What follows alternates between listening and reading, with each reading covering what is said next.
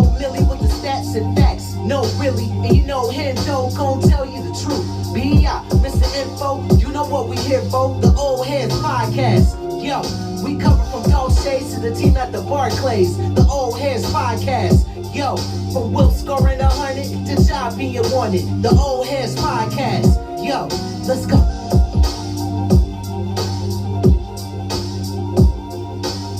Yeah, buddy. Old Heads, episode 83, back in the building, man. Another day, man. Another day, a great day to be alive, man. Saturday night, back in the basement. Old Heads, I'm your co-host, Omar, a.k.a. O'Millie, a.k.a. that dude, a.k.a. Mr. Rello. If you know, you know. And, man, we got a great show today for you guys. Of course, we all heard about the coaches. Pete Carroll's out of there. Man, Bill Belichick, man. What's the other Saint Nick out of there. Yeah. All the old heads out of there, man. Salute, man. All the old heads, man. Real talk, holding it down. But hey, trees don't grow to the skies, man. As the brother Colin Coward say, you know, sometimes shit gotta end. So salute to them brothers though. But I'm gonna let these brothers on the side of me introduce themselves. Old Heads, episode 83. Let's get it in. Your boy B.I., you know me, you see why. Yes, sir. That's me.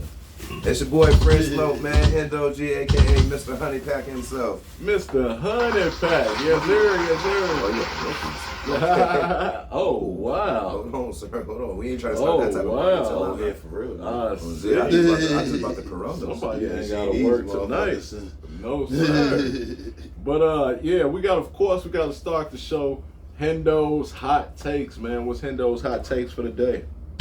For the first time in a long time, I'm actually kind of disappointed to be a fucking Bulls fan, man. I don't know if y'all had seen what happened the other night, but they was having a ring ceremony and stuff, and Steve Kerr was there. I believe he was playing the Warriors at home.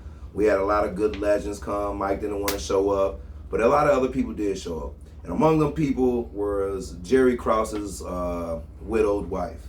And when they came out time to give him and her dues for what they did for this organization, bringing us 6 championships, they booed them. They had that old white lady out there crying, man. That's some of the most distasteful bullshit I have ever seen in my life, and I was actually embarrassed to be a Bulls fan for the first time in my life. No matter how they played, no matter how much they won, anything, that was embarrassing. No matter how you feel about Jerry Krause, that man put together a dynasty for us. Brought us 6 rings, managed some big name talent, and made sure that we had all the pieces we did in order to make Mike the most successful player of all time. And he did that by managing a lot of money, budgeting some shit, giving some guys some shitty fucking deals, but they took it. All right, they didn't have to sign them deals, they took it. Krause is a legend to Chicago and a legend to the Chicago Bulls organization, no matter how you feel about how him and Jordan ended or whatever. That man is responsible for bringing us the talent for 6 championships. Not a lot of teams can say that. You give that man his respect and his dues, and you pay that respect to his wife as well, man. That's some shitty shit, man. If I would have been there, I would have been fighting some of y'all Bulls fans, because I'm really like that, man. That's some bullshit, man. Made that old white lady cry and shit. Bogus as fuck, man. Salute, man. Yeah, man, if you out there, man, trade yourself, man. That shit was goofy as hell. You're straight goofy for that. But moving right along, that was Hendo's Hot Takes for the day, man. Sports entertainment news. What are y'all thoughts on people who responded to Cat Williams? Did any of them seem guilty by any chance? Listen. Any of them seem guilty? All them niggas seem guilty. I'm gonna start with a guilty even start. Steve Harvey, guilty number 1. Cedric and Entertainer, guilty number 2. Shit. Ludacris, guilty number 3. This nigga respond, but wrote this nigga the most briefest rap verse I had ever. Bro, you could have left that shit at home, bro. On my soul, listen, don't do that shit no more, Luda. You was one of my favorite rappers, so you did that bullshit, bro. This nigga was talking Cash Money shit about your ass, and you drop a 20-second rap verse. Ain't no Illuminati. It's all got. Nah, nobody want to hear that shit, nigga. If you feel that jazzy, drop a whole goddamn album. Do what real niggas do. You a rapper, nigga. Do what 50 do with y'all. Drop a whole album about that nigga. Really put that nigga on the screen. God damn. The only person that came out and responded as they should was Kevin Hart.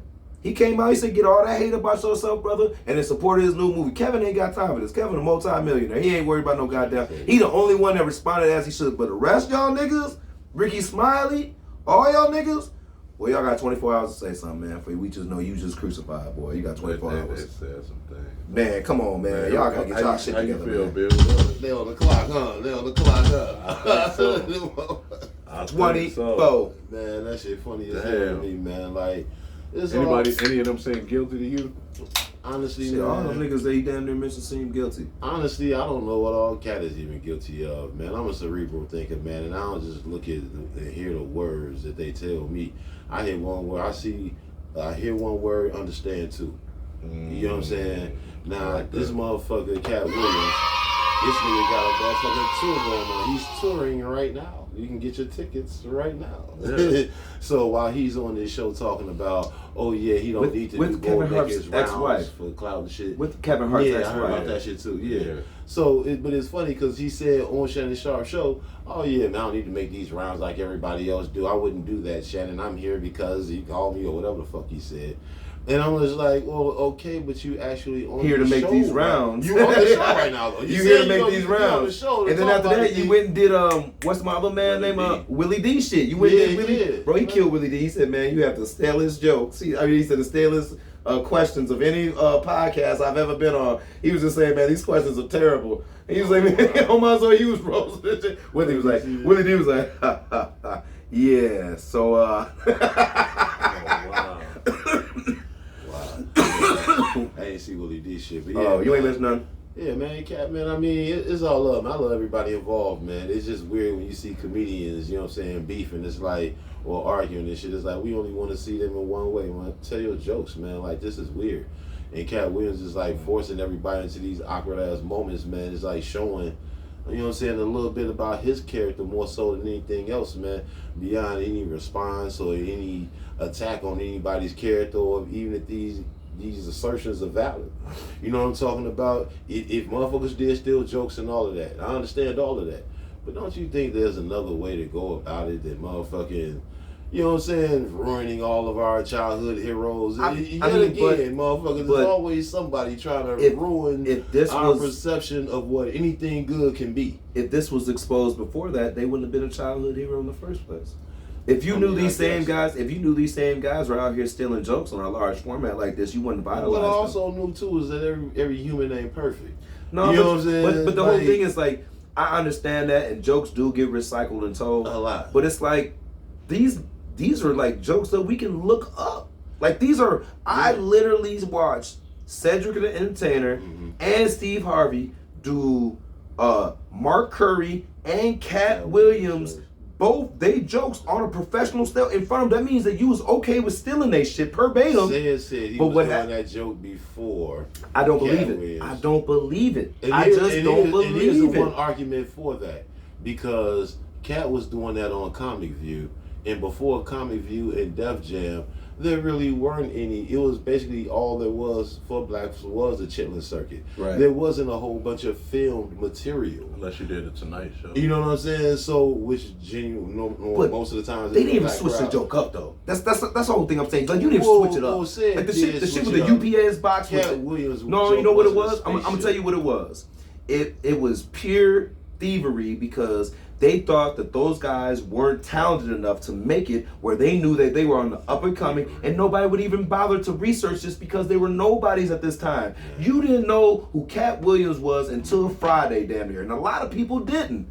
I knew who he was because I watched the stand-up, but a lot of people did not know him until he was an extra in a Play to Pimp on Friday with Ice Cube and them. A lot of motherfuckers didn't know him till then, is all I'm saying. So when it took you for that long, damn near, to get your real stardom, because that was, after that, he got his little stand-up and everything. That was his big national stand-up. Before that, he had little stand-ups. Then he has his own 2-hour special, right? After he blew up off that, oh, this nigga funny. Oh, we know who Money Mike is. They didn't think that them niggas stole authentic bars, man. They didn't think them niggas was gonna be shit. That's what it was. They didn't think them niggas was gonna be shit, and them niggas turned out to be something. And then when they exposed them niggas for actually trying to use their jokes to get ahead, motherfuckers didn't like that. Then they was I mean, granted, I didn't really, like I said, I had mixed feelings about Cedric the Entertainer, but I never really cared for Steve Harvey. And I'm gonna put that out there. I thought the show was decent. I enjoyed the show.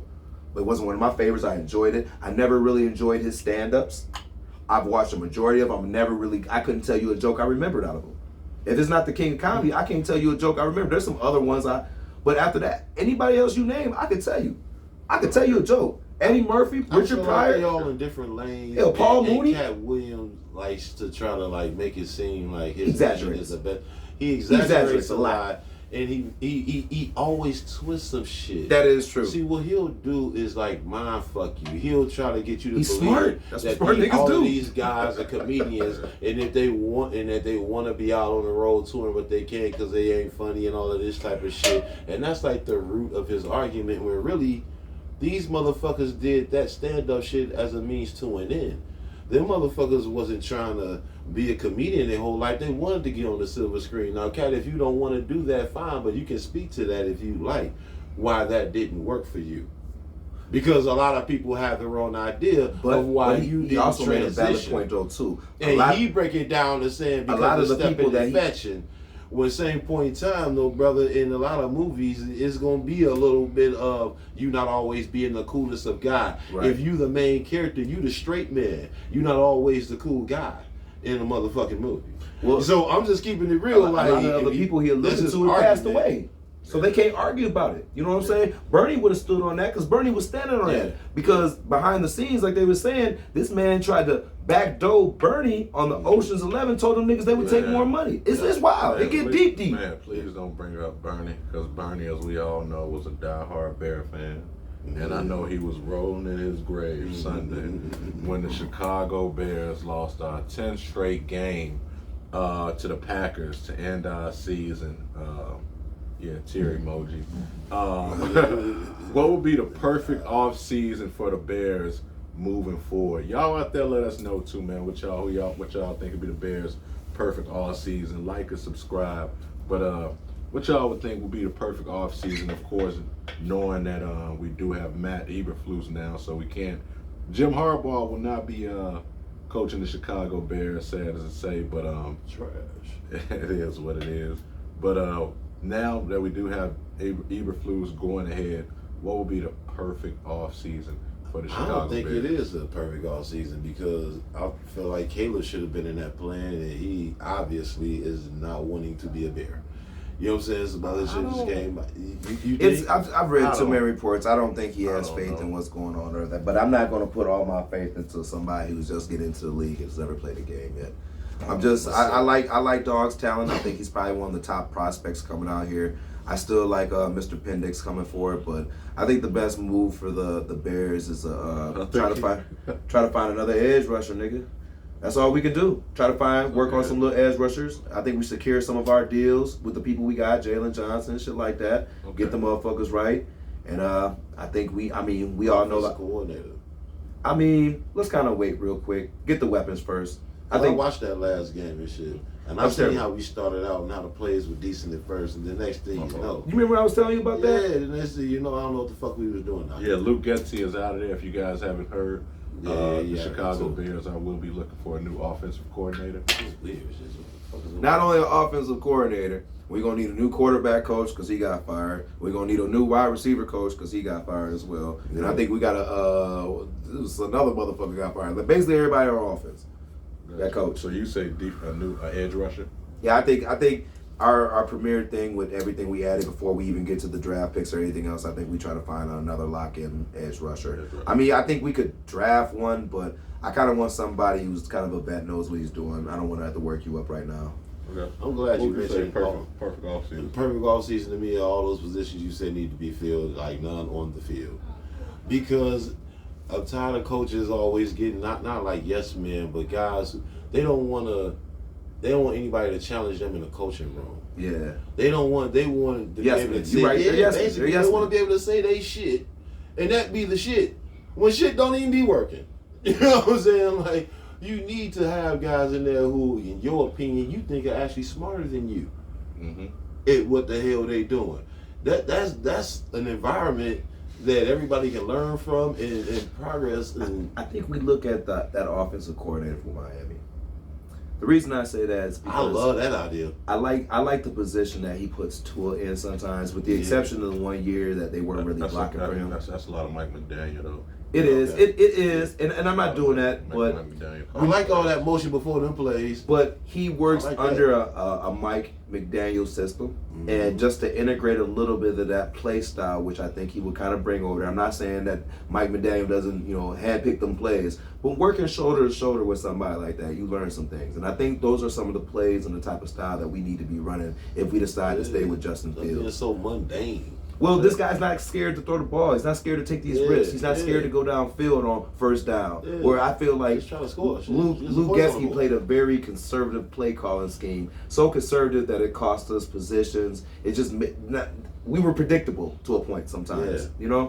I think for me, looking ahead, when I looked at perfect offseason, I kind of looked at all of it.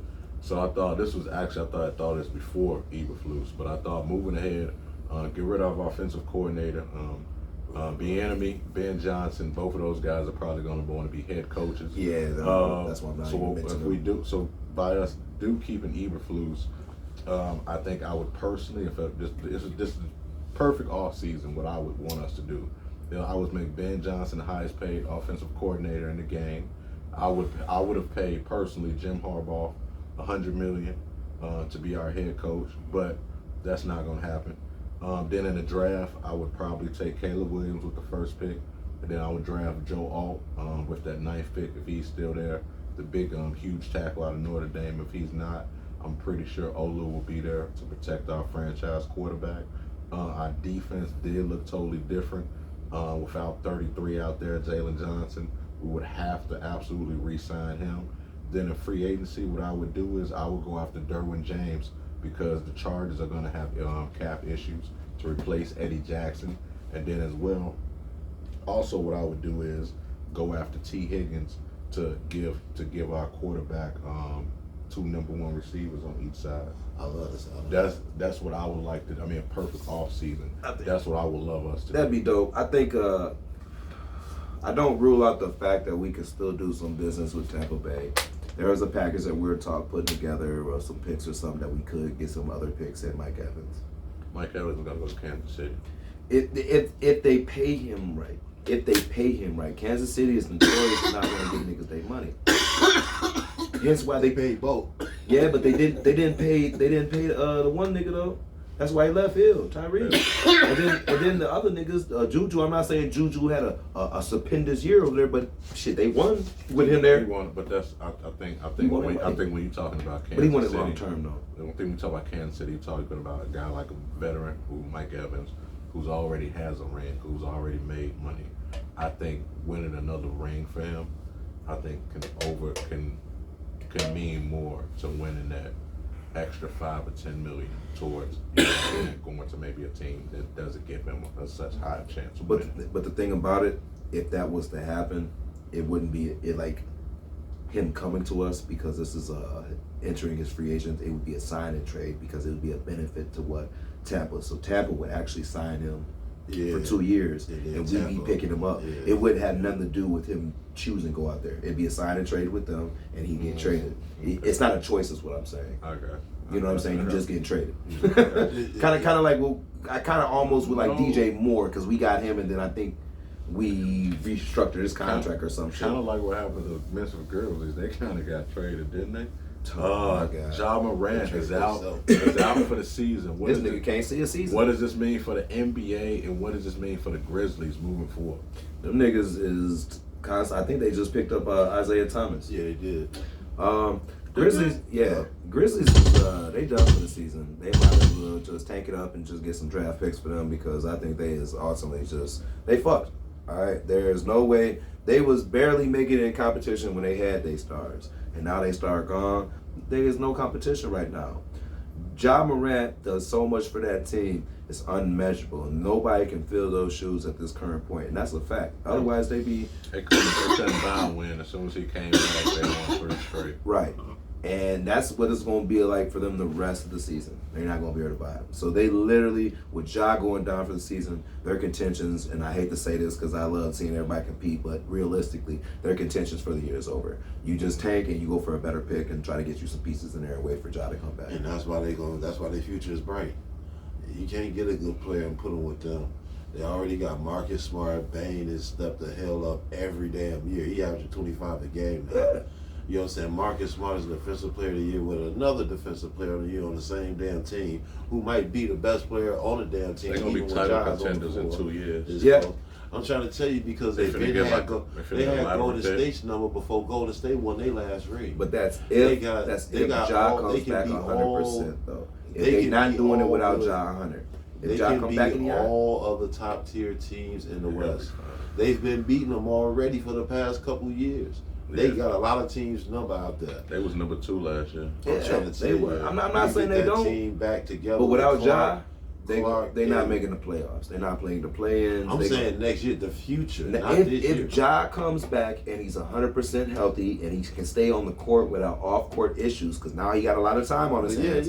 But if you get back on that court and you get Adams and Clark back with him, those big men. Adams might be gone. That's what I was wondering. He getting kind of old. I ain't seen him play basketball in a long time. He getting kind of old. I don't even know what his injury even is.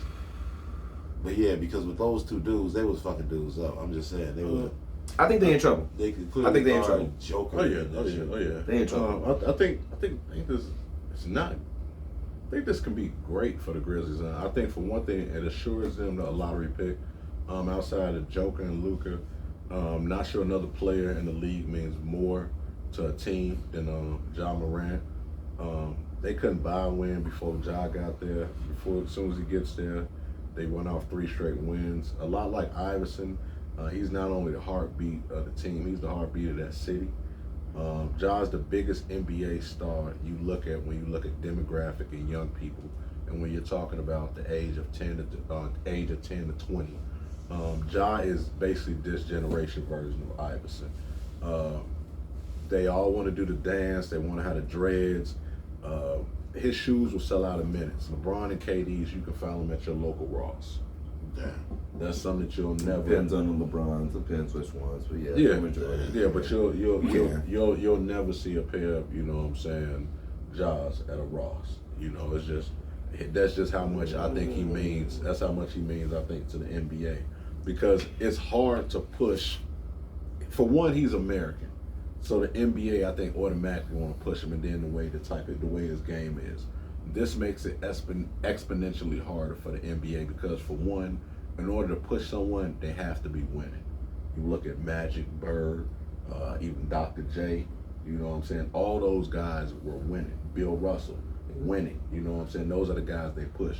That makes it hard to push when you guys are in that 7th or 8th seed. You know what I'm saying? So I think, for an NBA standpoint, it's great to have a Giannis as the face of it, but it's even better to have an American face of the NBA. You know, so I think for the NBA, this isn't good. For the Grizzlies, it could be a gift and a curse. Say they get the number 1 pick. It can be a Tim Duncan type situation when David Robinson got hurt that one year. We suck. Then turn around, David's now 80% of what he used to be. Oh yeah, then now we got Tim Duncan. Yeah. You know, so if they can get, you know, a number 1, number 2 pick, that's what I said. To pair with Ja, that can be ugly. Week 1 playoff picks, man. NFL. Well, we already know, man, them boys. Chicago. CJ Stroud looking good, man. But I still love my city, love my team. San Francisco, Baltimore, of course, have bye weeks. AFC, gentlemen, Cleveland versus Houston. Who will win? That game already. Oh, that is already. I'm sorry, my fault. I'm tweaking, y'all. I'm tweaking. Kansas City or Miami. Who's gonna win that one?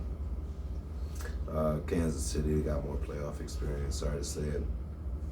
Kansas City? Yeah, I just think they get out coached. I think somehow Miami score enough points, even though they struggle most of this game, they get it done. You think so? Okay. I got KC. Miami is still, I think, a year away from being a serious contender. And then they also tend not to play well in cold weather. Yeah. Cool. They ain't going to no championship, bro. Two is a Hawaiian kid, and then going from there to Alabama, then to Miami. Now you got to go to Kansas City where they talking about, I believe, below zero. Yeah, it's gonna be cold a bit. Yeah. -20. Yeah, it's cold. You know, that's how I was, boy, pumping that gas this morning. And hey, boy, man, my ass crack was cold trying to put that air in, boy. I couldn't even pull it down. I know them people on Rose Street saw a big old black moon. Oh, oh well. Must be a mechanic. Oh, head, goddamn, what you talking about? All right, Buffalo, Pittsburgh. Who's gonna win that one? Gotta go Buffalo, man. I don't know how Pittsburgh gonna score enough points to win any football game in the playoffs. I think Pittsburgh saying their last win. I think that's gonna be all Buffalo. All right. I got Buffalo as well. I think T.J. Watt not being there makes that defense look completely different. So that's really tough for them. But man, Mike Tomlin, who would have thought he would have got this team to the playoffs? If you could get him a half a quarterback, Man, my goodness, man. Or if you could get him in a Chicago Bear starter pullover, that's what I really wanted, bro. Shit. So It is what it is. We gonna ride with every night. Hey, I can't lie. Poles kind of, he did his thing. I do like our right tackle. He did a good job there. Devontae Dexter out of Florida. Even getting sweat over there and shit. Yeah, getting sweat is huge. So yeah, man. I mean, so he's so far not bad, and also like that cornerback out of Miami. But NFC, who you guys going with? Tampa or Philly? Man, I gotta say Philly gonna get this done. I know they struggling, but I cannot see Baker Mayfield winning a fucking playoff game. I can't see it. I don't even know what that looked like in my mind. Okay. Excuse me.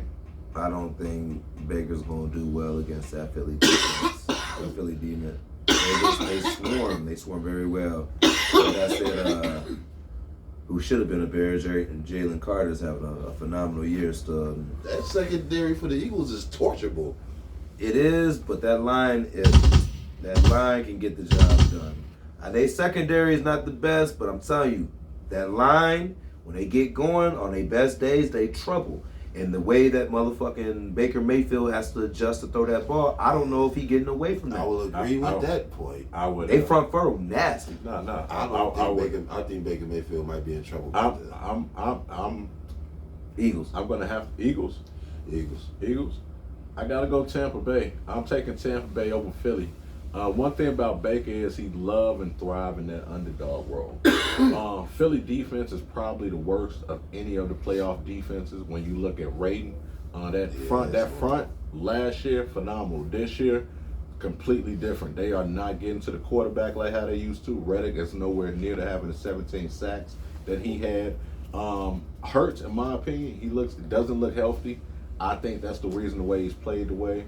They're limping into the playoffs. And they were fucked up before he got hurt. They're limping into the playoffs. Yeah. We all agree that's not anything that you want, losing 4 out of 5 games. Oh yeah, they vulnerable. And that's never how you want to start the postseason. No. And like I said, Baker Mayfield thrives on that underdog role, and that team, they absolutely love Baker Mayfield. He's had a sneaky good year down there in Tampa Bay. So decent. And that defense down there, man.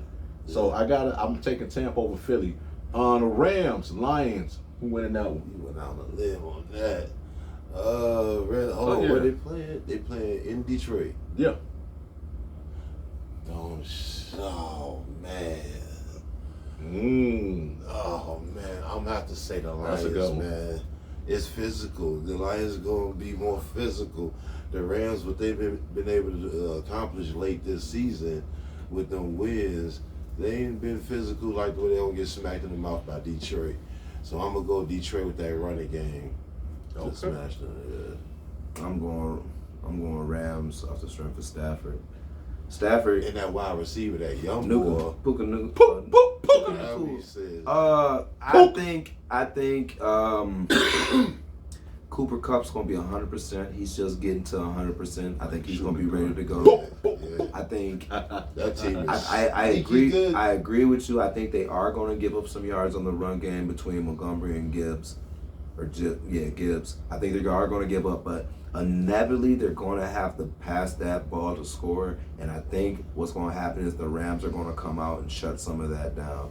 They still got some decent little corner work, even though they let Ramsey go. They still be out there working. You know what I'm saying? And I think what happens is they might get up ahead some quick scores on them. And I don't think Goff plays well from behind. He's never really played well from behind. Lions? I'm going Lions this time. Bro. Rams. I got to go Rams beating the Lions. Shootout, 31-28. The difference, I think, will be the pass rush. Goff is great, but he struggles when he gets pressure. Yep. That's why I think Aaron Donald's going to come into play. It's playoff time. I think that'll be key in getting just enough pressure on Goff to cause some turnovers, and that's going to be I think that's going to be the key in the game. Turnovers and getting pressure on Goff. Yeah, shootout though, 31-28. Also, no one talked about the Rams right now. Might be the hottest team going into the playoff next to Buffalo. And the Lions got a couple injuries from that last game. Yeah. Ooh. They injured their tight end and then like another lineman, I think. That NFC North could be the toughest division for the next 5 years. Laporte is questionable a little bit. He took Laporte. I believe he might be out. That's huge. Now, what Green Bay Cowboys? Man, I got to go Cowboys on that, man. I don't even want to say that. Cowboys? I'm going Cowboys. I was the first motherfucker that predicted to get the damn Green Bay Packers. I was saying before the playoffs started, before any of this shit ever came about as far as the schedule, any of this, I said what the Cowboys did not want to see. This was at least like 2 weeks ago. I got motherfuckers that can prove it that heard me say, I'm telling motherfuckers this shit over and over. I'm describing how the game can go and how it is the kryptonite for the Cowboys. You know what I'm saying? First, let me just say this one thing and I'll let it be gone. In the second half of these seasons, would you actually trust the ball in Dak Prescott's hands if you down 3 points? 3 points, 6 points, 7 points, whatever. Would you trust the ball in the second half in Dak Prescott's hands, or would you trust it in Jordan Love's hands? Because Jordan Love all year long in the second half of ball games have been better than in the first half. It's only been a few games this year where he's had a better first half than the second half. He's a second half quarterback this year. It's proven. It's just a fact. If you go look at the numbers, Dak Prescott is not. In the games that they winning and blowing motherfuckers out, the defense is doing so much that he's not doing very much at all in games when they actually winning. And then he's done he's thrown for 300 a handful of times, a couple of times. He'll finish second in MVP vote. Yeah, I feel like if we talking about game management, he went off personality on that because even just by is numbers, doing maybe a little bit more than what Dak Prescott is doing. Just by his numbers. Just by his numbers. Yeah, he's having a phenomenal great year year throwing that ball, bro. How many touchdowns? Bro, he up there. Why you think they record like that? Does he have 30? Yeah. He might have 40, bro. I'm trying to say he got like 30. Last time I looked, I think he had like 34. Dak's having a phenomenal year, bro. I thought he had like 34, and that was like a couple games I ago. definitely don't see him having 40 touchdowns. Dak is, I guess he run it too. But when your defense is 36. playing, yeah, 36. 4,500 yards. That's good. Yeah, he's having a phenomenal Yeah, year. he- 69%. Those big games was big games, fam. Like them big games. Yeah, he One, had I think he threw for like huge- 4 or 5 touchdowns. It was ridiculous. Yeah, he was Ridiculous. Couple. I mean, but look at the teams. Like you saying, I'm not saying it, but you supposed to do that to them 4, teams. You 2, supposed to. 2, All he did was his 3, job, bro. You 4. supposed to do that. But there were some big games that he won I in feel there. like he didn't play with any pressure on him this year. That's good because that line holding. Like you ain't worried about shit. That's perfect. Man, my question is, second half of a damn game, if you down a couple damn points, I'm who comfortable would with you that. want? I'm comfortable with that because he gonna burn that shit. I'm actually a This little year, bit more Dak. comfortable This year's with Dak. the play calling you / I'm giving LaFleur his credit. You know I don't like this motherfucker. Who you got? That Green Bay? No, man, because too many people started taking my idea, so now I got to go with Dallas. Dallas? I don't like Dallas? when people take my idea. I got to go Green Bay. I think I'm salty to say it, but I see them upsetting the Cowboys. Green Bay is in a great spot right now. They're a year ahead of schedule. Love has played like a top 10 quarterback the past 2 months. and seem to be a franchise quarterback. Granted, the Cowboys have looked good at home, but they haven't really beaten any quality teams at home. It's been mostly lottery pick teams. And Dallas and Green Bay doesn't seem to, they don't, Dallas, like Green Bay, they don't play well as front runners. It seems like Green Bay win 13 games every year, get to the playoffs, and then lose. I think Dallas just seems to be in that position this year. And I think we just saw with Houston, being young doesn't mean what it used to be in the 70s and 80s.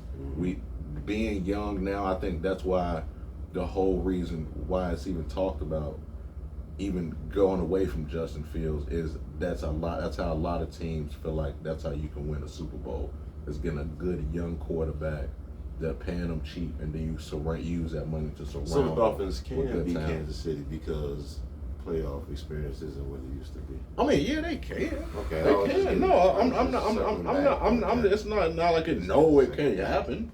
But no, when you got Tariq Hill on your team, yeah, absolutely. Like, yeah.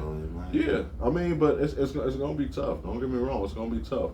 But yeah, I really think LaFleur, he's had a great game plan, and I mean, I think Bland. Yeah, I mean, and one thing about Bland and that Dallas Cowboy cornerback, he gets a lot of interceptions, a lot of pick sixes. Yeah. But he takes a lot of chances. He take a lot of risks. And you cannot do that with the way Jordan Love has been playing.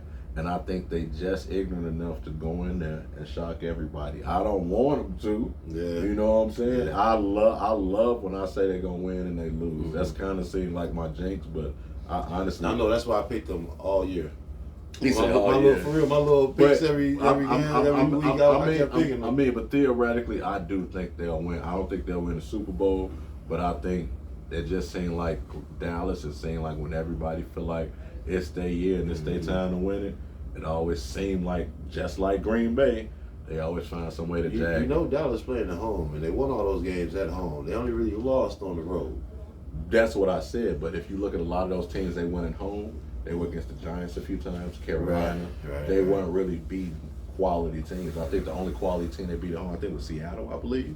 It might have been Seattle or like Miami at home. Yeah, if I'm not I thought mistaken. that Miami They was just play with confidence there, though. They play a little more confident. Yeah, I mean, we'll see. Moving right ahead, switching things, man, to the NBA. In 5 years, this will be interesting. Will there be any top 5 NBA players that will be American in the USA? And what can we do to change that? Will any of the top 5 be American? Yeah. So let's name your top 5 players in 5 years. And will any of them be American? Probably Tatum. Okay. Tatum still probably be around. I would like to say 8. I want to say AD, but I feel like that's almost a reach. I feel it. I tell you one. What's my man? The big body, my guy for Zion. Maybe Zion. Yeah, Zion. His weight is still an issue. Ja. That's on my list. Ja and man. That's 3 for you, Hendo. You got 2 more. Mac Buddy from Sacramento. De'Aaron Fox. De'Aaron Fox. De'Aaron Fox. Okay. And I'm trying to think 5 years ahead because I'm trying to think about somebody upcoming in like drafts and shit if they're gonna make it, prospects and everything.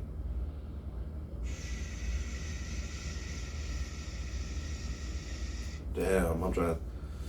Damn, I be wanting to say like Maxey, but like it's a flip because I don't know how their career like he's doing consistently well, I think but like Booker will have a better shot. Booker, I'll probably swing with Booker. Yeah. I'll probably just swing with Booker on that. Yeah. Okay. Jaylen Brown. Who's your 5? So you say all 5 would be American. Yeah, I'm not gonna say all 5. We're Not all just 5. picking like 5 options because 5 I options. don't think all 5 would because be, I for sure One of think those- Shai one of those Gilgeous-Alexander, Giannis, you or know what I'm saying? motherfuckers Exactly. like that. You know what I'm Yeah, saying? Shai's For sure, gonna Victor be- eventually. You know what I'm saying? You know what I'm Shane's saying? gonna be top 5 by then probably, and Giannis either. I don't know if one of KD will be in the three- league. One of the 3 is gonna be top 5 still. Either Joker, Embiid, Yeah, or yeah. Giannis. Yep, that's a fact. One of them is still gonna be top 5. All 3 of them, I highly doubt. Victor. I think we slowly got to wait. In 5 years. In 5, exactly. We think Top about the 5 though. In 5 yes. years. If what he's doing right now, he only gets better, and you put pieces with him because now they're a destination spot. People don't hit their prime till year like 7.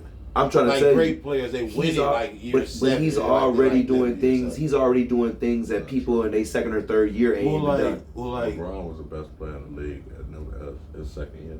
But when did he win? Kevin Garnett. He won his rings like his 8th year though. No, but that's he was still a top 5 player in the league.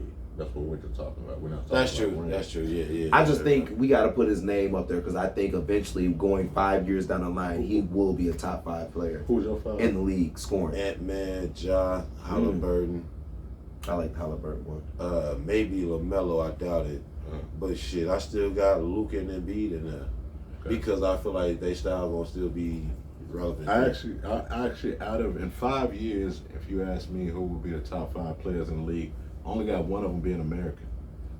At number 5, on number 5, I got Scotty Barnes. I think a lot of people sleep on Scotty. Yeah. Scotty Barnes is. Yeah, Scotty tough. Scotty gonna be nasty, bro. He on both ends of the court. His demeanor. Scotty gonna be nice.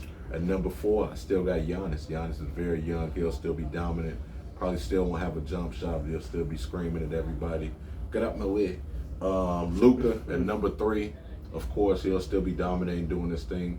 SGA at number 2. And then at number 1, nigga, you stupid. Victor gonna be the best player in the league in 5 years. What he is doing right now, It's crazy. Victor, that dude, bro. It's crazy. He really doing some phenomenal Bro, shit. Victor, Get him a point guard. Everybody be Maybe closer to top 5. five. a point guard Maybe and top get them 5, a true but the shooter best player and keep in that one 5 years. Sakri dude that they got. They gonna be trouble. They gonna be motherfucking trouble. Nigga, fuck. You put Dakota on that team. Get them niggas Rob Powell. Nigga. Off the Showtime. Nigga, Shout out to nigga, Rob. Shout out to Showtime. Busting niggas' ass right now. Nigga, they will get the fuck off. I'm trying, bro. All they really need is a point guard. I'm telling you, give them somebody cold that can finesse that rock and shoot a 3. Dakota. Give them Chauncey Billups now, and they will win a ring. That's all they need. Nice. Nigga like No, they best nigga. player in the league. In 5 years, Best hell player, yeah. Because they're going to be tanking for the next 2-3 years to get some picks. But then they're not even tanking. They're just very young. They don't even have a point guard. They got, That's what I'm saying, they bro. got social running point Niggas guard. whack. Yeah, but Nigga, man, Victor running point. I think we're pretty much we old heads, but we gamers too. I know you guys are some gamers as well. Y'all out there, let us know. Switching it up, we like our games, right? So, Madden 25 will be coming out. Y'all out there, let us know 5 players who should be on the cover of Madden 25, or that could be on the cover of Madden 25. At number 5, B.I., who you got? Tyreek Hill. Ooh, Tyreek. I like that. Hendo, who you got? Y'all out there, let us know too, man. Don't be dusty. Like and subscribe. See Hendo, YouTube. Also, Old Head Sports Podcast, man, on YouTube. Like and subscribe, man. Check us out. Like and subscribe. Who you think? Hendo, number 5, should be on the cover of Madden 25. It's the obvious, Lamar Jackson. Ooh. Throw it in there. Get it out there. I personally, at number 5, I wanted to pick players who never been on the cover. Lamar's been on the cover before, so I think That was his MVP year, right? might have been, but It he was. didn't. But he did win a Super Bowl or a playoff game. or a playoff game. You got to take that into account if you're talking about that. At least with me. But it is Madden 25, so I think it would be cool. I kind of cheated here. I think it should be a Legends edition to put Walter Payton on the cover. Okay, He cheated on that one. He definitely cheated. Hell, at You definitely 25, cheated. that's I a wasn't part of the milestone. question. Yeah, that's I definitely get that's a cheat right there. I didn't think that was a That cheat. was definitely- I didn't think that was a cheat. Y'all out there, let me know if y'all. I Real, didn't think real that ones was a thinking cheat. about that one right now. At number 4, B.I., who you got?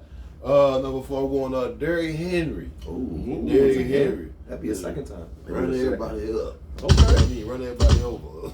Number 4. Shit. Let's go. I'm gonna do the flip. Let's do the young edition. C.J. Stroud, man. That's somebody you ain't never got him, That's man. dope. I like that. At number 4, I had Tyreek Hill, man. He was he probably should have went offensive player of the year. Yeah. This year, Tyreek's had a huge year. 1,700 yards. Yeah, he'll be a Hall of Fame. Number three, Bi, a player that should be considered to be on the cover of Madden 25. Shit, Christian McCaffrey, man. Ooh, I like that. I like Maybe the that. Super Bowl winner too. Yeah, could possibly also up there to be MVP. Definitely was top 5 this year. Who you got? Hendo, number 3. Mr. Irrelevant, Brock Purdy. That's Rock. That could happen. I can say that happen. That should happen. Happy for that kid, man. And number 3, Dak Prescott. Dak has had a big year. Being a Cowboy, hit the star on the side of the helmet. Madden 25. I could definitely see that being a thing. I would have laughed at that an hour ago, but since y'all gave me his stats now, I can see that happening. Yes. Right. And number 2. Josh Allen, Mr. Put the ball on the floor himself. He was just 24. Was he? Oh, shit. Yeah. Well, shit, since we go on Legends Edition, John Elway. Hey! John Elway. John Elway. Legends Edition. You did this, not me. I like that. Hey, said I'm you not, did this, I'm not not me. mad at it. I took Sweetness, Legends Edition. Oh, 25, really? Legends That's Edition. fucking funny. Sweetness, you know it's good dope that'll be. Then you have, oh man. That's where we at now. They'll introduce the new running back mechanics. That'll be dope. Hendo, who you got? Switching it up one year, man. We going Coach's Edition, Bill Belichick. I thought about that. I thought about that too. They most winningest coach? That video game was Okay. terrible back in It was NFL. terrible. It was worse than the worst game they could have made. saw it? That shit was Yeah, I'll terrible. show I'm glad it to you you didn't after see this, it. yeah. Don't waste your time. Yeah, I'll show it to you. Some things meant to be not seen. Yeah, man, At number 2, I said CJ Stroud should be on the cover of Madden. He's special, man. CJ is should have a C on the side of his helmet, but that's okay, man. He's special, man. Hey, it is what it is. He's special, bro. He's special. Number 1 player that should be on the cover of Madden 25. Lawrence Taylor. Oh, wow. Throwback edition, man. Yeah, if it's throwback edition. I You like changed that. all the rules mid-game. I like that. Yeah. No, I like that. He changed all the rules. I like that. I'll mid-game. accept that. Mid-game. Complete surprise. I'm with the shits. Shit. I'm going to go back to the old school, man. Patty Mahomes, so I see different. Okay. Okay, that'll work.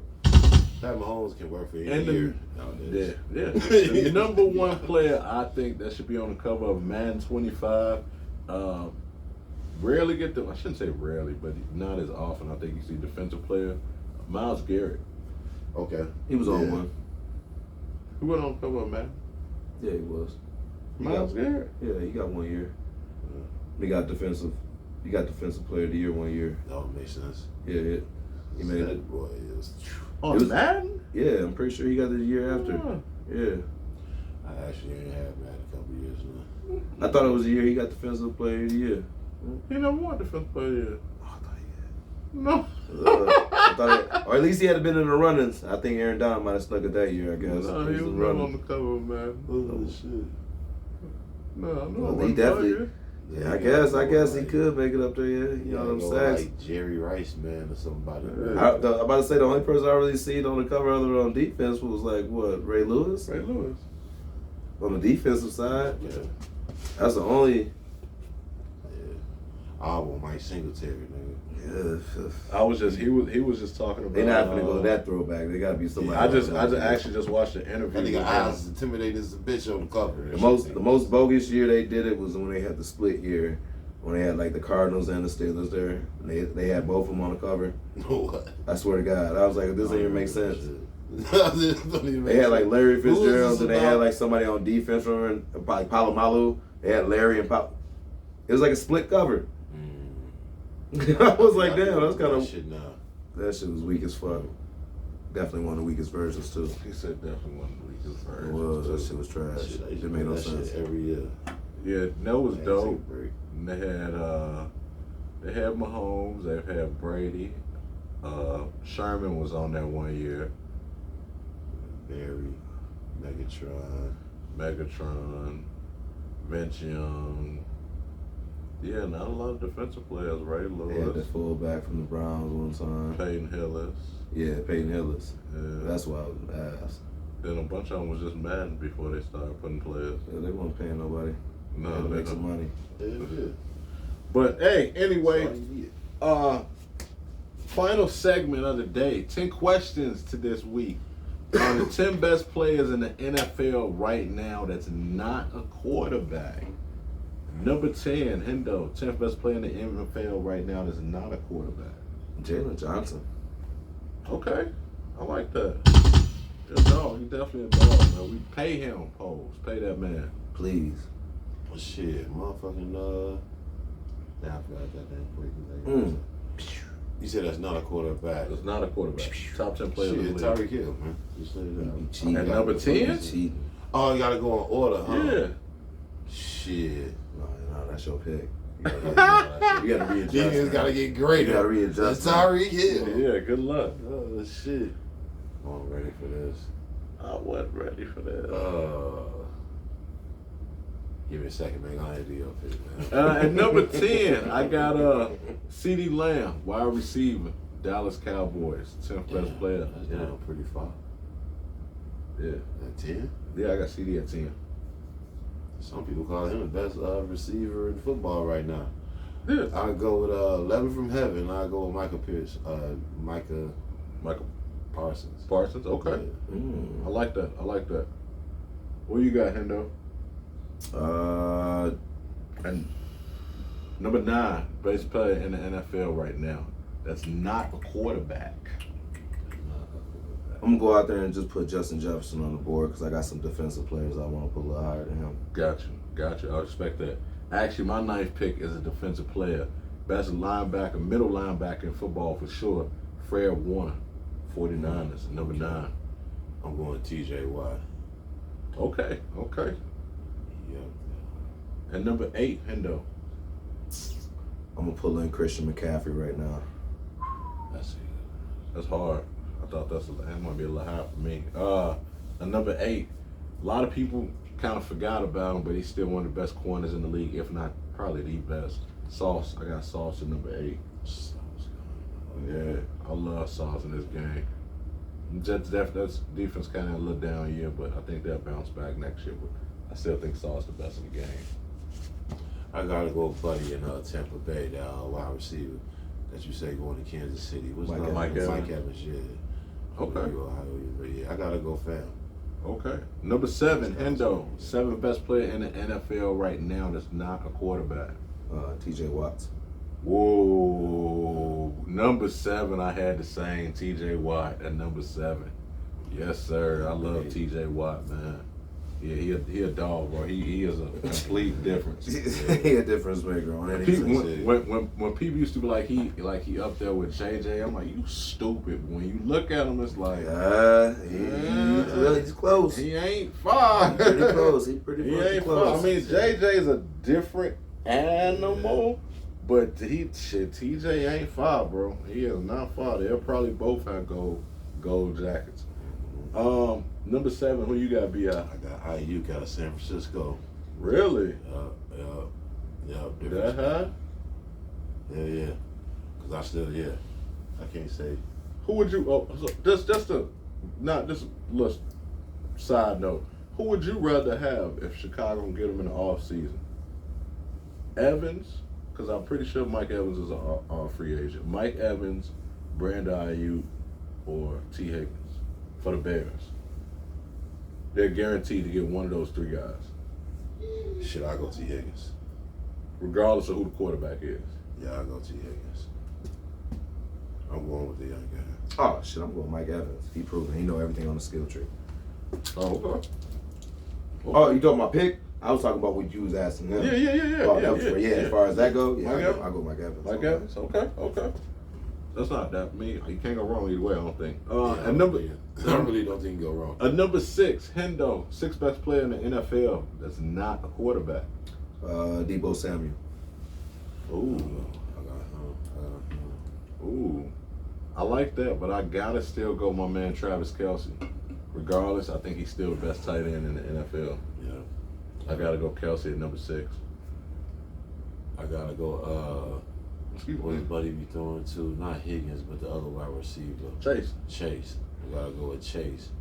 At Nice. 6. Yo. He ain't big either. He remind me of Odell. He only about 6 feet, but man, he is quick twitch. At number 5, best player in the NFL that's not a quarterback. Hendo. They call him French Loaf. Philly. I would probably have to say Kittles. Okay. I know I'm picking a lot up, but that even when they didn't have the weapons they had, Kittles was always consistent. He always finds a way to be consistent. You know, I feel like he's been playing forever, but he hasn't. He's just good.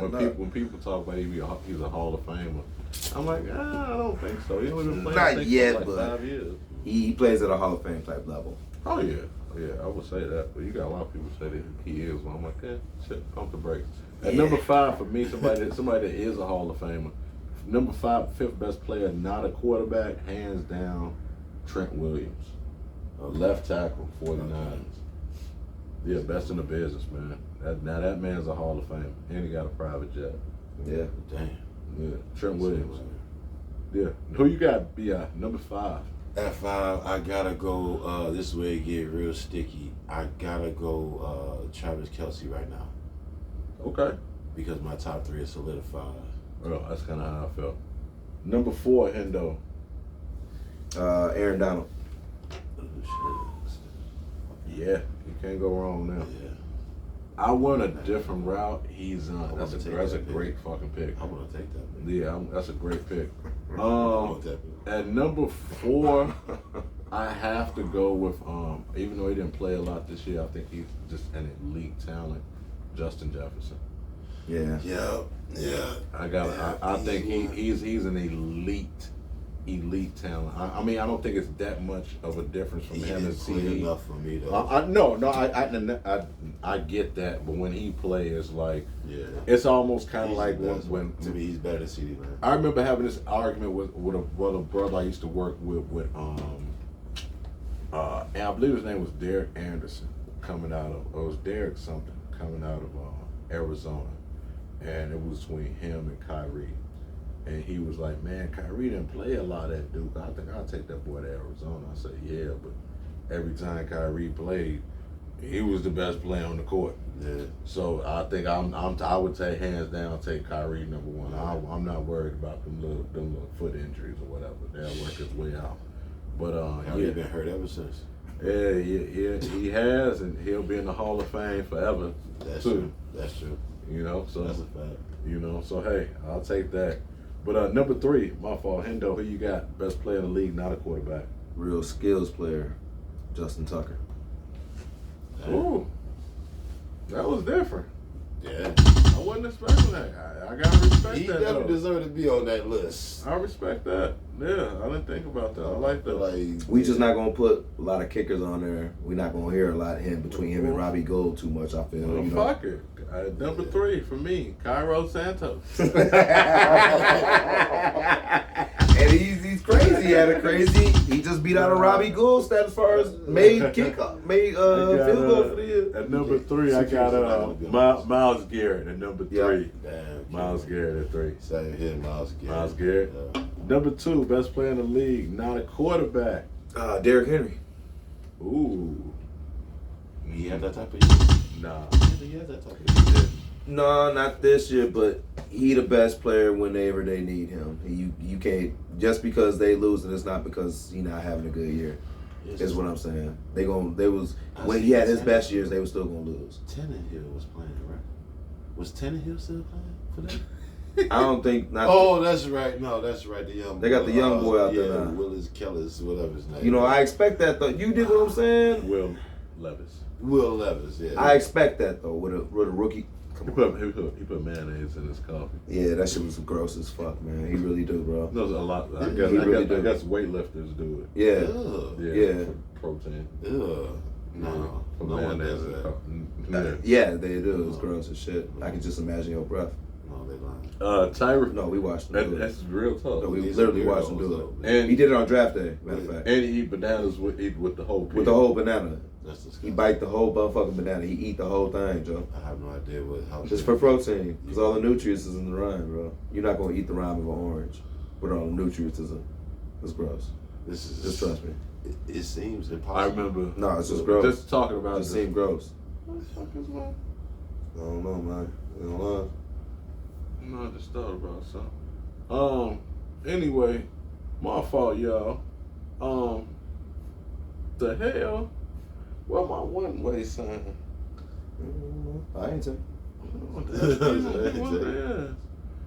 Anyway, moving right along. Number one, did you say who number one was for you? I had Derrick Henry at Derrick that Henry? too. That was that 2. Two? Yeah, we just started 2. 2, I had Debo Samuels. Debo? Yeah. Okay. Number 2, I got Tyreek Hill. Okay. I had to take Tyreek Hill at number 2. Okay. Number 1, Hendo. I had Tyreek at number 1. Tyreek. Yeah. I had Tyreek at number 1. Did you have Tyreek at number 1? I had to go a different route, man. Of course, I'm always eyeball Christian McCaffrey. That makes sense. Christian McCaffrey, Oh, yeah, I feel the it. best non-quarterback Yeah. in the league. So, hey, y'all out there, let us know. Y'all out there, let us. Y'all know. Y'all let us know Yeah, they who was you speaking feel like is backwards. the best player in the NFL, not a quarterback. With these two brothers had Tyreek Hill. I went with Christian McCaffrey. I don't think he can go any way of any one of those guys on your team. So, hey, but B.I., it's that time. Please tell these people what time it is. Man, trade yourself. Trade yourself. Trade yourself. This is how we always end every segment. It's a nice way of saying F you. It can be your cousin, your brother, your husband, your kid, your pet. Instead of cussing them out, you just need to look at them and say, you won't know what? You, sir, ma'am, you need to trade your goddamn self. So we normally try to keep it with sports figures. Brett Favre, the welfare queen, the Denver Nuggets head coach. You know, people like that. You know, just flat out just need to trade themselves. You know, anybody that was on Epstein list, you know, that wasn't black. Tasteful. Ooh, shit. But anyway, man, moving right along. Who need to trade themselves this FBI? So at this point in time, is I'm giving LeBron all the props that I feel like he deserves. Of course, he ain't the GOAT. You know what I'm saying? You don't think so? We all know. Same point in I time, don't know, bro. It's I'm a starting specific. to think it's him. You right up there. It's a specific amount of motherfuckers that hate on LeBron James, undeservingly so. This shit gotta stop. This shit gotta stop. These motherfuckers are saying the craziest shit ever. I got some of the arguments. Dog, funny was we just not as a talking bitch. about that? Dog. Was we just not talking about We that, was bro? literally just talking about that. We was This shit is literally funny just as hell. talking about that, We was bro. literally just This having shit a gotta stop, conversation. dog. Dog. They act, It's I funny. mean, look. Dog. It is one. It come to a point where I can't even be watching another game, any NBA game. The motherfuckers start talking about LeBron James out of the. Like, man, hold on, man, what we doing here? Dog. Nigga, just leave. If you ain't got nothing nice to say, you know what I'm saying? Dog. Nothing at all. Like, nah, for real. Like, I be hearing shit like Dog. this, because motherfuckers be acting like this nigga ain't 1,000,000 years old, averaging 25 points a game. Dog. Like somehow that's being Dog. overlooked. Like he's supposed to be dropping 40 a game plus a Dog. game winner a week or some shit to be some spectacle. Like he Dog. the oldest nigga on the court. I don't even know what you expect this nigga to really be doing. Dog. This You know what I'm nigga's 38 saying? years old, Bro, bro. the real. 40, dog. Or 39 some No, motherfucker. he a Like, year Mo- younger than me. He 38. Nigga, I heard he He don't ain't practice 39, he with. not 40. He 38. You ever heard he don't practice with the team? Yeah. Cause I heard he don't I've heard that practice a lot. with the team. I heard motherfucker he might be taking something illegal. You know what I'm saying, to help his performance. I heard he too tired. When I'm trying to figure out how you too tired when you like top 10 in the league in minutes. Like I don't understand like some of this shit. Like some of the shit can be validated. I guess if other people heard some of it before, Yeah, but that's what I'm like, saying. I know you got a 40. That's what I'm saying. but it's weird to me, man, because this motherfucker's actually taking a grunt of, you know what I'm saying, losses and shit like that. Like this nigga's, he ain't the problem. Whenever anybody got a nigga that old on their team, you lucky if they giving you 10 points. They said the same thing about Mike. That's what everybody failed to realize. The same shit they say about LeBron now is the same thing they were saying about Mike in his last couple of years. He too old for this. He too old to lead his team. He too old. It was the same. I remember when it was at the prime, when there was no Kobe in the picture, there was no LeBron in the picture, there was none. They were saying the same shit about Mike. They were saying he was too old. I mean, granted, he didn't go that, but at that time, that was kind of old for them to be doing all that type of winning, considering shit. But I'm just saying, when you the number one target, that's what they always do. Is what I say. They did the same thing. They did the same thing to Magic. They did the same thing to Bird in my eyes. No, it's completely different the way they treat LeBron. The way they treat LeBron, it would be as if Robert Parrish is on the end of our bench, I'm being dead serious. Robert Parrish, I believe, was almost 40, or he might have been 40 when he was with the Bulls. Yeah, something like that. It would be like people saying, how come this motherfucker ain't giving us, you know what I'm saying, 15, 13, or 17 and 13 and 2 blocks? No, specifically like 25 and whatever LeBron is getting. No. But I was comparing to Robert Parrish prime. Okay, you know what I'm saying? Yeah, why isn't he giving us 17, 13, and 2? Yeah. You know what I'm saying? And shooting 70-something% from. I don't understand it. What do you mean? He's almost 40. Yeah. You know what I'm saying, bro? I was just telling him, bro. I had one of my homies, bro. He one of my good buddies, bro. Play on the game together and this and that. But he doesn't understand, like, his hate for LeBron is like, it flabbergasts me. Because like, he'll post stuff and he doesn't understand that it's satire. You know what I'm saying? It's meant to agitate. You know what I'm saying? Like, it's not necessarily true. It's just meant to agitate. What they'll take, he literally sent me a thing, and it was a clip of a LeBron and him not getting back on defense or something like that, and he gonna tag me and say, see, that's why they need to trade him. I said, okay, trade him for who, right? Who should we trade? Like, who should they trade? Because I'm a basketball nerd, so who you think would be a man that might, you know what I'm saying? Shit, Trae Young and who to get younger and Bronny here, okay, well, that might work. But this is just the way I'm thinking. If you really fuck with basketball, he say for somebody that play defense. Okay, like who? You know, somebody that play, you not understanding. Since LeBron don't play no defense, they need defense. Okay, fam, so who should they trade him for? Nigga tells me they should trade him for Wembanyama. I said, dog. I said, why would they trade a LeBron that's gonna be in the league for maybe 2-3 more years for a guy that's a generational I feel like talent? he just resigned. And just I know Kawhi Leonard did. Huh? I'm wondering if LeBron just resigned. Did he just Yeah. Because I know Kawhi Leonard just did too. Yeah. But no, this is what he tells me, Wembanyama. And I'm like, fam, like that don't. I say, fam, stick to hockey. I say, dog, because that. He like hockey, okay.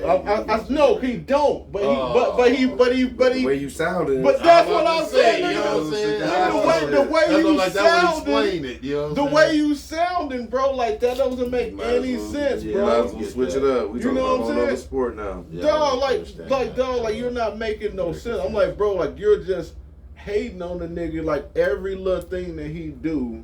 It's like, see, I told you he should. Yeah. Like, bro, like the nigga sent me some. The nigga said LeBron only scored 12 points. I say, yeah. I mean, shit, it happens. If he would have scored 25, 26, they would have blew them niggas out. And this is what I be telling people about when we had this conversation about regular season stats and playoff stats. All right. And this is exactly what I be talking about. LeBron don't give a fuck about season stats, averages. He's just out there playing. He's at the state where, like, we can give up some games. Get me to the play-in. We literally just watched LeBron and them have probably one of the more shittier records last year. But they're the type of motherfuckers, give me to the dough. Get me to the door and I'm gonna get us all the way to the attic and then we'll figure it out when we get there. I mean, but the he difference wanted is only a couple games anyway. and that's what he realized. First and so like when people talk about in the West, this is what I'm talking about. When people talk about regular season LeBron, that don't mean shit to me. Talk about to me when you see LeBron in the playoffs, win all them games consecutively, come back at the age of 39 and do what the fuck he do. Playoff games is the big. He's the type of nigga you gotta get to the dough. All these regular season stats and winning MVP and shit, that don't matter. LeBron don't play for MVP. If he wanted to play for MVP, he could easily get that shit. Damn, but he don't play for those regular season stats. He plays for matter. playoff appearances and he plays for playoff runs. I literally watch him. He doesn't. But all I'm saying is he don't play for like regular. When was the last time you seen LeBron be concerned about the MVP race? You've never heard him mention that shit. But yet every time we talk about him is deep in the playoffs or in the finals or something like that. LeBron don't give a fuck about stats. But that's what I'm saying. Some people play on that they don't give a fuck about. They show up in big moments. But bro, that shit does not matter to motherfuckers that me and B are talking about. That LeBron haters. You could sit there and talk and say that shit as eloquently as you just said it. And you know what they gonna look at you and say like this? He 4-6. Yeah, he is. He 4-6. He 4-6. But all this shit this nigga just said, and all that shit just went over your head. At the end of the day, and all you got is he 4-6. You can't. You're not even looking at the fact that made it there 10 times to be 4-6. Bruh, tell me another nigga that made it there 10 times to be 4-6 though. Nigga, you just gotta give him that respect, and that's what I give him. Nigga. You're not the most winners, but shit, you show Beard a lot. You show here a lot. Jerry West, and he lost. You show here a lot, but you hear a lot though. Bruh. If you ain't to say and even he was an exception. Nobody else did this shit. We talk about a nigga that played so well. He got MVP on a losing team. But we talk about a nigga who got MVP on a losing team though. He had to be exceptional. That's never been done ever.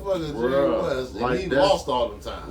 That's what motherfucker don't even like. The hater don't even look at it like that. Like, bro, like, how are you saying KD's better, but he has less rings, and nigga, he ain't even made it to the finals half the number of times LeBron made it. Oh man! And what really blow me is when they bring up the bubble ring, but then when I say, but fam, nigga, like the same niggas that you praise and say better than LeBron, nigga, how come they didn't win a bubble ring? They didn't want to win that ring, is what the nigga told me. They didn't want to win that ring. Everybody wants to win a ring, no matter conditions. Some people just play better in certain conditions. My whole thing is like, I'm pretty sure we watched the Lakers get sweated out when they went out to Boston, and the motherfuckers act like they didn't turn the heat up, and niggas was on there cramping and shit. Any conditions can happen. You gotta be able to play through any conditions, however the conditions play. You got one job. You put the ball in the hole, my guy, and you do it eloquently, and you do it in the mass amounts of where we win. And they did that. Bro, that's like, for me, the only time I give it is on a short year. That short year shit, well, it was a little different because of the qualifications of getting into the playoffs. Man, that's the only thing I question. Anything else? Bro, the way I look at it is that shit. Bro, everybody had a fair start. Like, that shit is no fair than that. It's no. We all living in the same spot. We all hooping on the same court. Ain't nobody in this bitch. It's your 12 against my 12. Let's go. And then you got like I tell motherfuckers, I guarantee you, if Chris Paul won a bubble ring, y'all niggas will respect that. If Kobe would have won a bubble ring, niggas will want to punch you in the face if you tell them, nah, Kobe, that bubble ring shit didn't. Oh, that short season that they won, that shit didn't count. Nigga will want to punch you in the face, bro. But I don't know, bro. That LeBron shit, that should be. I'm a Jordan guy. Like, I'm a Jordan pops. But it's like, bro, like, when niggas just be like wild and just like hating on LeBron, that should be weird to me, bro. That should be weird, man. That should be senseless. That shit's weird. Like, at this point in time, like, you gotta actually be like not making some sense to actually be going against this nigga. Yeah. You know what I'm saying? In the conversation. Yeah. The only thing you can really say right now is that, okay, he probably ain't the GOAT still. But, like, you know what I'm saying, motherfuckers. And you can make an argument for that. Exactly. Motherfuckers can have an argument for that if it makes sense. That's how you feel. If it makes sense. But, like, honestly, man, like really, you gotta give this dude all this credit at this point, man. He's done and accomplished so much in this game that it sounds weird to say what he can't do. We've seen this nigga do it all. There's very little we've seen this motherfucker not do. Yeah, bro. You know what I'm saying? And him not being clutch, like, bro, get that goofy shit out of here, bro. He's proved, like, numbers don't lie, motherfucker. LeBron is clutch. Yeah, he's clutch. He's just not a great shooter. And No. I think that's what gets confused because he's not a great shooter the whole game, though, bro. It ain't like he like at Facts. this point in time he's like missing the free throw, or at this point in time But he's missing he's the improved, shot. though.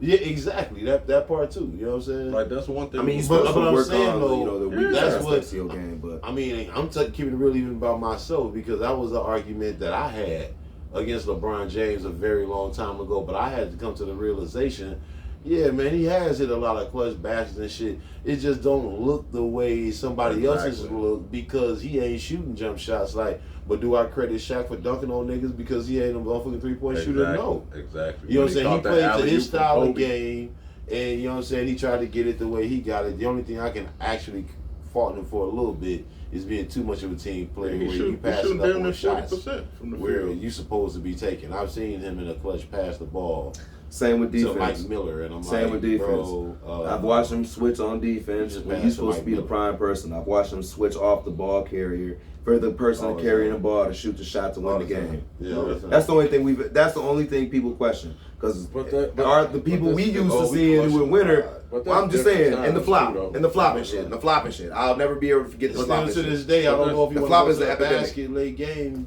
because I feel like he's afraid of free throw line sometimes. I feel like that's where he highlights late games and free throws. Yeah. I feel like that's his. I seen him the other night. know. I watched that game. But no, bro. Take that. out of That's an 82 but game that's regular a season. that's a regular. I You have said to see regular at least season. 70 of these games. Put them in the At playoffs. least a few minutes. If it's only like, but it'll probably only be like maybe like 15 games. We've only seen a few minutes. I'm watching these games from tip off to the end. Mhm. You know what I'm saying? I watch Laker games every night. Whenever they play, I watch them. I watch the Clippers. Certain teams, I watch the whole shit. Yeah. I seen LeBron James last game they played, missed a free throw. They were down like 5. They were up 5 points, or up 4 when he went to the line. It was like 50-something seconds left, and I'm thinking to myself, he's a front runner enough where he should feel comfortable making these. And he made the first one; it looked comfortable, and then the second one bricked, and I'm like, here we go. He always put a lot of weight on his shoulder at that free throw line, man. It just. You can see the Yeah. pressure. I don't see that in the combined playoffs. with the though. fact that he's not a great shooter anyway. It's like which Yeah, one is it? I'll take that. I think it's the pressure. I think regular season games he'd be like fuck whatever. As much as what people say, I don't see him really Oh, choke for like sure. that in playoff games. I don't see games where the Lakers are up and he's missing free throws like that. He's making those free throws. The only thing I see that he does in late period games is he'll defer.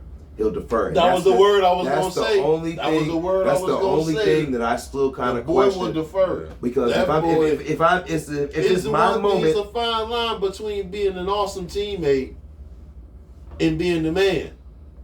Because sometimes that moment where you can defer. I seen Michael Jordan with Scottie Pippen dead off wide open at 3-point line. my son, hey, And that motherfucker, Yeah, but I'm talking about nigga for championship number but that's- 6. That's preference, though. LeBron, I mean, that's always been a knock on LeBron. He would rather make the right play as opposed to being. But what does that do? Because Make it okay, we right. saying Shit those doesn't words, want him a but let's think championship. about that a little bit. Yeah. that shit That- won him a It championship. just it looks different. Remember how they hit But that to Ray Allen? it also to cost Chris Bosh. it also cost him a championship against Dallas his first year. True, it But at did. the same point in time, I'm not here Michael to count Lawson, the rings. Michael Lawson, you know. I'm not Michael here to being count the selfish. rings, man. Shit, he wasn't deferring. I'm That just man put up talking 30 about- something. We just talking about the basketball makeup of a player. If I had to pick a mentality of a player, you know what I'm saying, and part of that was being clutch, he would not be one of the players I would pick. There would be a million guys I would pick in the clutch just to make a free throw. Now ask before I yourself would. this. And part You of that think is Luka combined deferred? with you. You think Luka passing it to Kyrie in that moment right there? Nah. Playoff is on the line. Mavericks are down by 2. No. Luka coming down. You think Luka looking at Kyrie at that 3 line? Luka gonna pull that 3. And guess what else? Make just- them it just- miss. No, I'm just saying. Make Granted, them miss. even though Kyrie could I'm be shooting. riding with that decision. Make them miss. Me fucking too. I'm just saying. Look, yeah, It could that's be all. preference all you want, but sometimes that moment is your moment because you the star player. And if you When you this start like- jackknife of a guy who can get it done, it just seems to me that in those moments you can show us these different ways that you can, as opposed to mostly passing the ball to Mike Miller. And he's just a hypothetical guy, but not so hypothetical. He really was that guy at some point in time, you know. But it could be Battier, it could be anybody, Mario Chalmers, it could be anybody, D Wade, the big stars and shit. But like he will refer to guys who make way less money than him. Now, I know they're on the same team, but teammates who are even bench players. I've seen this guy pass the ball in game-winning moments to guys where I'm thinking, I feel like he could have got a shot up. So got You you know, free throw at least. Like the guy in front of you this whole game was either too small to guard you or too big to, you know what I'm saying? Stay in front of you. To stay in front of you, like, but now in this moment, you know what I'm saying? Like, to me, that only works when I see the defense truly collapse on the motherfucker, and then that's the right play. If you can get a shot up, it's weird to me to see you, you know what I'm saying, shy away Defer, from that moment. right. Because you're And supposed to end motherfuckers it. that play ball know this, man. Like, we looking You're at supposed you to kill it. passing up. You're Like, supposed to it's kill like- it. It's kind of weird, you know what I'm saying? And, you know, I still see it to this day, but now we also have he wasn't a great shooter, and now he's older. Things you can throw in that mix too, though, but I have to give him that. Because he never was a great shooter, so if he missed a free throw, it's like, well, he's not a great But- shooter. That's okay, like asking but okay, Shaq to, like, make a free throw all but the see, but time this- if he's not a great this- free throw this shooter. is where- Tim Duncan was a bad But see, this is where the sometimes, numbers huh? conflict, though. Who, LeBron? That's all what my preference is as a player. If I pick a guy to be on my team, I want a killer on the floor. I'm going Kobe Bryant all day long. I want a guy who want to take the last shot, who's most likely gonna make that last motherfucking shot because he's in the gym working on it all the goddamn time on anybody, and like to play a whole bunch of one-on-one defense, not just passing lanes and shit. He gonna body up on you and get all up on you. And when that guy is 6'7", I'm gonna say Kobe Bryant all day long on offense, 81 on defense. Motherfucking, well, what's in there? All defensive teams, like what, 9 times or some shit. A whole bunch of times, I forget. Maybe not 9, but like a whole bunch of times. It's tough sometimes because, like, man, Kobe was just a real killer, though. That's it's just the mentality. Because, like, I'm gonna tell you, even where, like, when it's crazy, Kobe's is considerably he about 2 inches or maybe an inch smaller than LeBron. Kobe was 6'7", LeBron's like what, 6'8", 6'9", 6'8", right? Yeah, he about was 2 6'8" inches. when he came in. He could've The grown. biggest thing LeBron said he ever seen Kobe do is when he ran through Paul Gasol's chest. All right, ran through this motherfucker and then told them niggas in the Olympics, I'm finna run through this. I have never seen LeBron at the size of 6'8" tell a motherfucker mentally, like, look, I'm just finna set this tone right here on this motherfucker. I'm finna run through this big motherfucker chest and we setting this tone on these motherfuckers. That's a killer mentality. Yeah. LeBron be like, look, we finna pass our way, find each other. Yeah, bro. We can And I love I'm just LeBron, saying, and I love LeBron. because he can attack in multiple ways. But to his defense, type of motherfucker. but to his defense Yeah, about the shoot, I would though, prefer. numbers I'm will taking Kobe all day long. numbers will conflict because LeBron shoot like a high 80-something in the field goal area. Yeah. So I'm not gonna say he a bad shooter. It's when he starts selecting shooter. on his threes, even his jump shot. It depends on what we talking about. Because young LeBron, I seen him lean back, do Mike shit where he was leaning back like this and still making shots. When he's under that three And he line, misses he's a lot of as you're supposed to when you're look taking at that. the field goals that he makes in the game. Even young LeBron. If you He look doing at a all the lot. field, he gets a lot of layups and dunks. fast breaks because The he jump makes shots. So if you just look at his jump shot attempts, he misses more than half of those.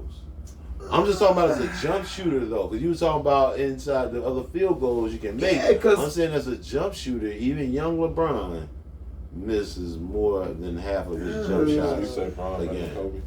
Nah, hell no. Those are the hardest shots to make for anybody It's not- though. it's- I can make the it's- excuse for him too It's though. not just the rings with Those are the Kobe. hardest It's the shots to make. mentality. It's the mentality right there.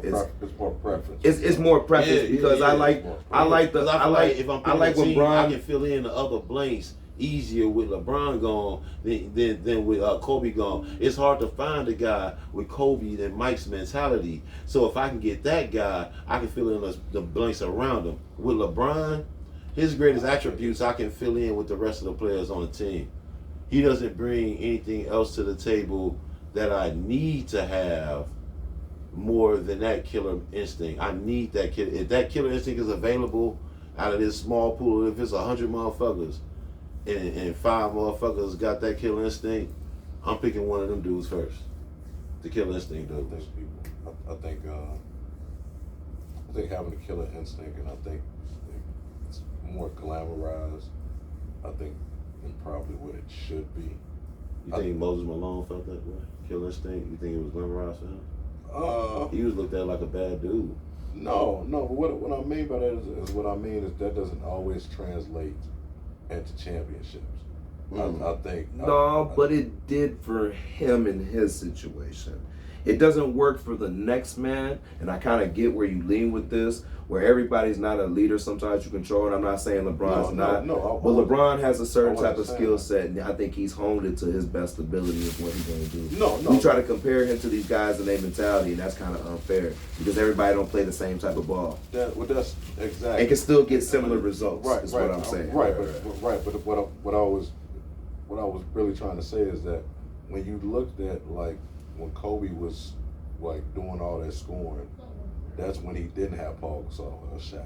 That was him being. That was him doing what he had to do. Yeah. No, I understand that, but it didn't translate to championship basketball. When MJ was scoring 37 a night, that was the big knock on him. Yeah, you can score all these points, but that way of playing basketball doesn't translate to championships. James Harden, you can get 50-point triple doubles all day.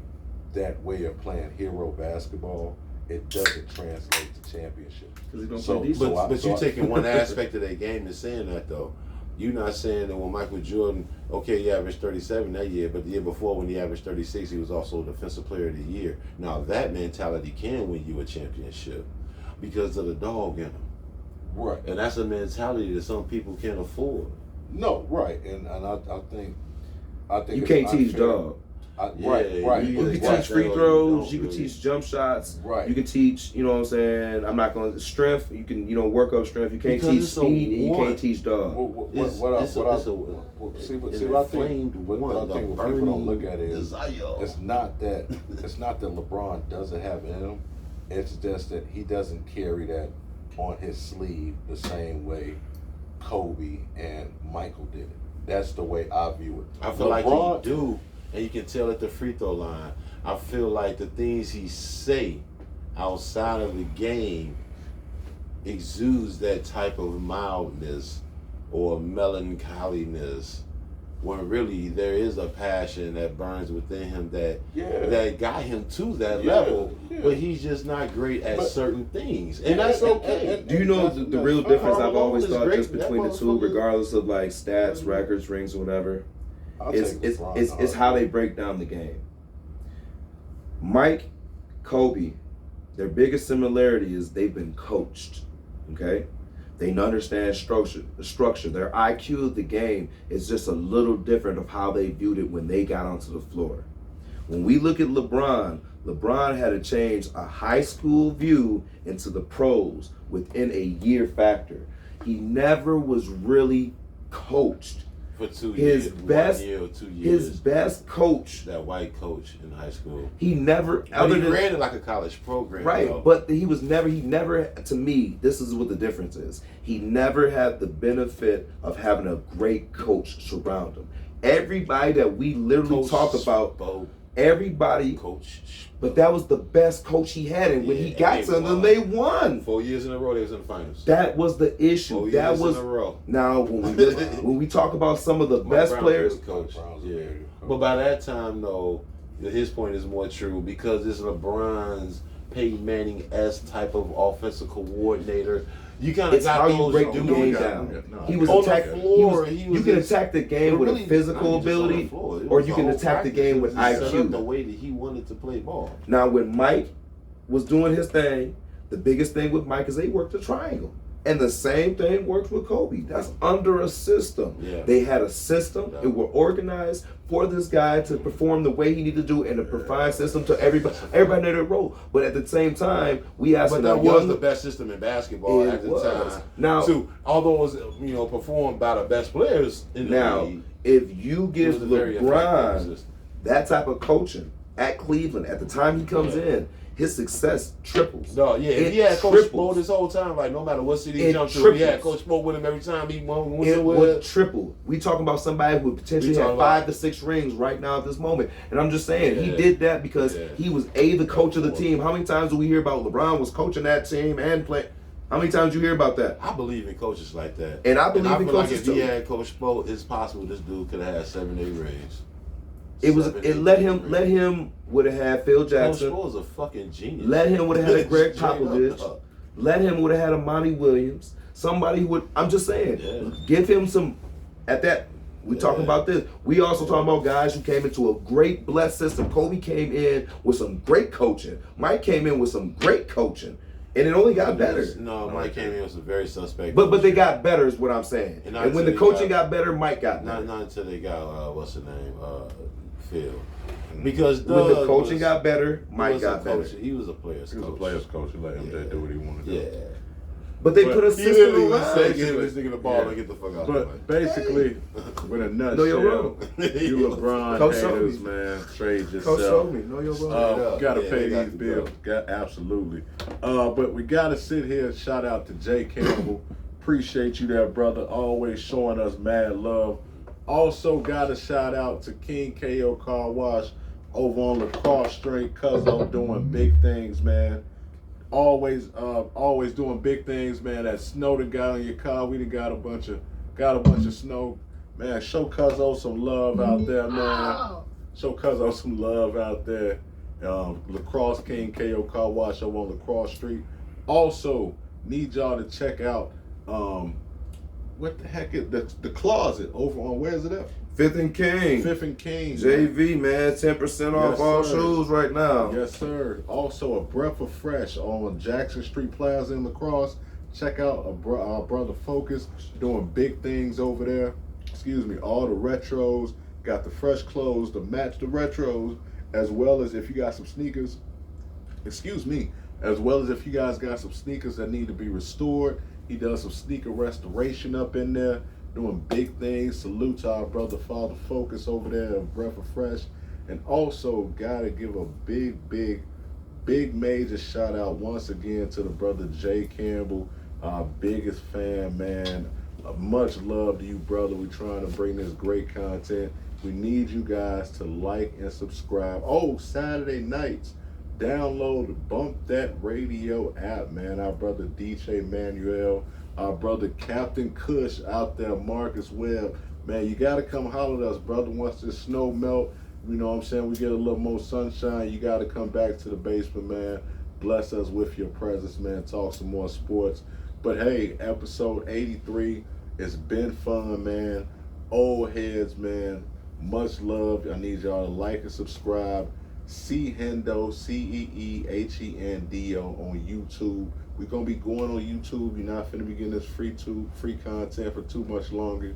Gonna have to hop over to YouTube and check us out. But as of right now, man, please keep checking us out every Saturday, same time, 6:15ish. You know how it be, man. We old. We be moving a little slow sometimes. Let snow slow us down a little bit, but it ain't stopping nothing over here. I'm your co-host, Omar, a.k.a. O'Milly, a.k.a. that dude, a.k.a. Mr. Rello. If you know, you know. Check us out, man. Old heads, like and subscribe, man. Let these brothers get their outros. You know, got that many names. The boy Bills. Old heads. Man, Hendo G, a.k.a. French Loaf, a.k.a. Mr. Honey Pack himself. Mr. Honey Pack. We out of here. Old Heads, episode 83. Oh, Millie with the stats and facts. No, really. And you know Hendo gon' tell you the truth. B.I. Mr. Info, you know what we here for. The Old Heads Podcast. Yo, we cover from Dog Shades to the team at the Barclays. The Old Heads Podcast. Yo, from Will scoring 100 to job being wanted. The Old Heads Podcast. Yo, let's go.